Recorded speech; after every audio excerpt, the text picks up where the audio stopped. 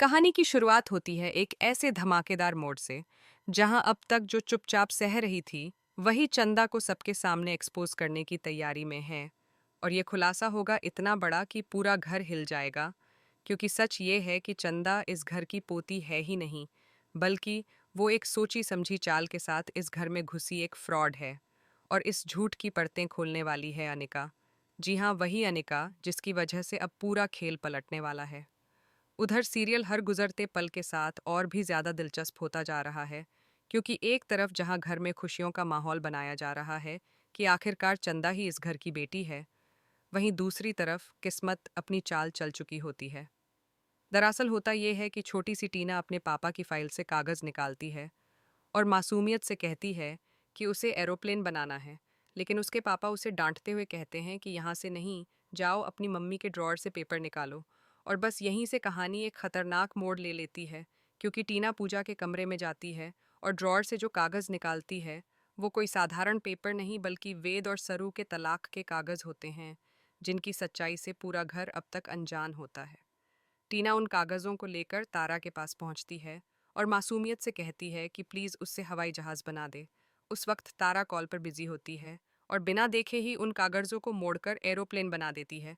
उधर टीना खुशी खुशी उस कागज़ी हवाई जहाज़ को इधर उधर उड़ाने लगती है, और किसी को अंदाज़ा भी नहीं होता कि जिस कागज़ को खिलौना समझकर उड़ाया जा रहा है, वही कागज़ आने वाले वक्त में कई रिश्तों की नींव हिला देगा।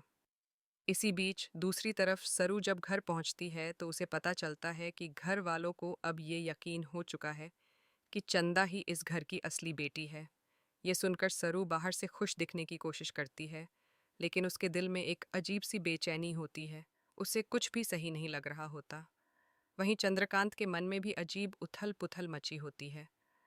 उसे चंदा को देखकर पिता वाला एहसास ही नहीं आता, बल्कि बार बार उसके दिल से यही आवाज़ आती है कि उसकी बेटी तो सरू है। और उसे ये शक भी सताने लगता है कि कहीं चंदा झूठ बोलकर इस घर में तो नहीं आई। इसी सोच के साथ जब चंद्रकांत चंदा के कमरे की तरफ बढ़ता है तो वहां पहले से ही कामिनी और अनिका मौजूद होती हैं। और चंदा खुलेआम पैसों को उड़ाते हुए घमंड से कहती है कि अब इस घर की मालकिन बनकर असली मजा आएगा। तभी अनिका सख्त लहजे में उसे चेतावनी देती है कि वो इस घर की मालकिन नहीं बनने वाली, बल्कि उसे सब कुछ उनके नाम करके यहाँ से चली जाना होगा। ये बातें सरू पूरी तरह सुन तो नहीं पाती, लेकिन उसे इतना ज़रूर लगता है कि शायद अनिका और कामिनी मिलकर चंदा को परेशान कर रही हैं।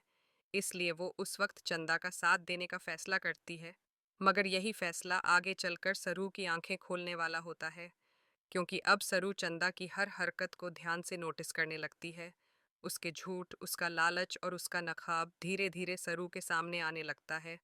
और यहीं से सरू को एहसास होने लगता है कि चंदा कुछ छुपा रही है। वो जैसी दिखती है वैसी है ही नहीं। और बहुत जल्द सरू इस सच्चाई तक पहुंचने वाली है कि चंदा एक फ्रॉड है, एक झूठ है। और अब शुरू होने वाली है उस सच की तलाश जो पूरे घर को हिला देने वाली है।